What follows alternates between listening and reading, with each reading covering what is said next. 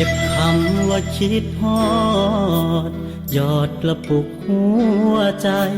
สะสมไว้ในยามสองใจต้องห่างน้องคอยอยู่บ้านเฮาหากเหงาหรือคิดถึงจังเบิ่งดอกจานข้างทางแทนอ้ายพลางก่อนเดิน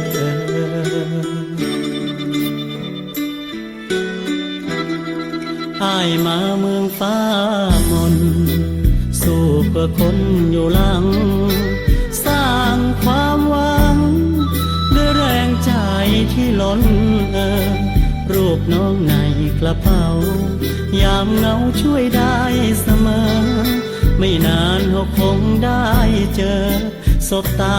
พรอดพรำคำหวานคิดทอดกันวันละน้อยทยอยหักกันให้นานห่างหลายกิโลฟันสัญญาอย่าให้เลือนหายคิดทอดกันวันละน้อยทยอยโทรเติมแรงใจให้อายยังคงยิ้มได้ยามเหนื่อยล้าใจทุกครา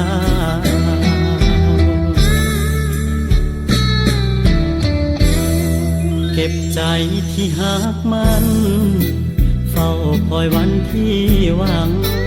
ยามอ้างว้างนั่งคิดถึงวันคืนเก่าท้องทุ่งนาสีทองเคยมีอ้ายน้องยอกเยา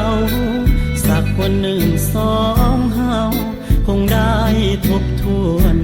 ความ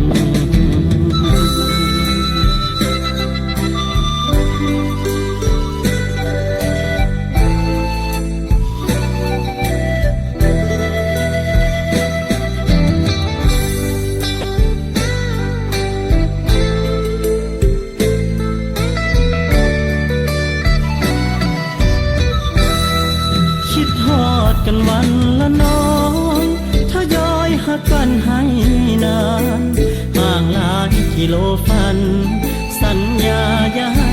เลือนหายคิดทอดกันวันละน้อยทยอยโทรเติมแรงใจให้อายยังคงยิ้มได้ยามเหนื่อยล้าใจทุกครา